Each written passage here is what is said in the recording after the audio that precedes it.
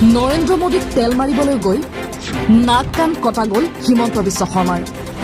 মিছা ভিডিঅ'ৰে মোদীক অপমানহে কৰিলে মুখ্যমন্ত্ৰীয়ে 22 বছৰ পুৰণা ভিডিঅ' শ্বেয়াৰ কৰি বিপদত হিমন্ত বিশ্ব শৰ্মা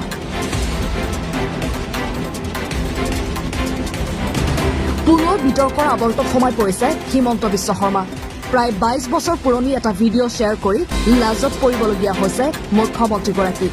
শেহতীয়াকৈ ৰঙালী বিহুৰ সময়ত অসমৰ মুখ্যমন্ত্ৰী হিমন্ত বিশ্ব শৰ্মাই সামাজিক মাধ্যমত এটা ভিডিঅ' শ্বেয়াৰ কৰি বিহু যে বিশ্বজনীন হৈ পৰিছে সেই কথা উল্লেখ কৰিছিল ভিডিঅ'টোত দেখা গৈছিল যে এগৰাকী মহাকাশচাৰীয়ে মহাকাশযানত ডিঙিত গামোচা লৈ বিহু নামৰ সুৰে সুৰে বিহু নাচিছে এই ভিডিঅ'টো শ্বেয়াৰ কৰি হিমন্ত বিশ্ব শৰ্মাই বিহুক আন্তৰ্জাতিক পৰ্যায়লৈ লৈ যোৱাৰ বাবে ধন্যবাদ জনাইছিল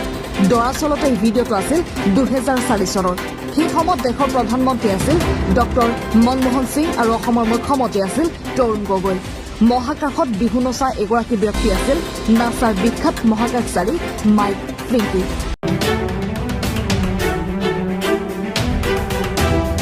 ৰণিতা শইকীয়া পিংক হ'ল অসমৰ জীয়ৰী পত্নীৰ জৰিয়তে অসমীয়া সংস্কৃতিৰ প্ৰতি অনুৰাগী হৈ পৰা মাইকে মহাকাশৰ পৰাই নিজৰ পত্নী আৰু তেওঁৰ জন্মভূমিক সন্মান জনাবলৈ এই বিহু নাচিছিল কিন্তু এই ভিডিঅ'টো দেখুৱাই নৰেন্দ্ৰ মোদীৰ জয়গান গাবলৈ গৈ ধৰা পৰিল হিমন্ত বিশ্ব শৰ্মা ফেক্ট চেকেৰে উলিয়াই পেলালে ভিডিঅ'টোৰ প্ৰকৃত সময়